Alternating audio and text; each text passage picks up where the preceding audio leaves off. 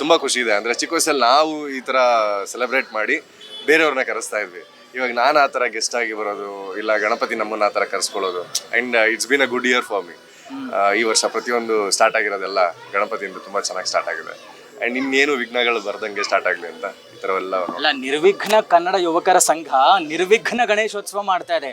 So ತಮ್ಮ ಮುದ್ದು ಸೊಸೆ ಜರ್ನಿ ಇನ್ನು ಎಲ್ಲವೂ ನಿರ್ವಿಘ್ನವಾಗಲಿ ಅಂತ ಎಲ್ಲರೂ ಕೂಡ ಆಶಿಸ್ತಾ ಇದ್ದಾರೆ. ನಿಮಗೆ ಇನ್ನೇನೇನು ಕನಸುಗಳಿದೆ ಈ ವರ್ಷಕ್ಕೆ ಅಂತ?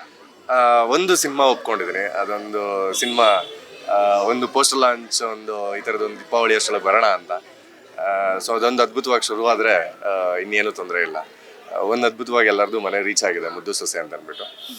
ಈಗ ನೆಕ್ಸ್ಟ್ ಸಿನಿಮಾ ಮುಖಾಂತರ ಇವ್ರನ್ನೆಲ್ಲ ಮತ್ತೆ ರಂಜಿಸೋಣ ಅಂತ ಅಷ್ಟೇ.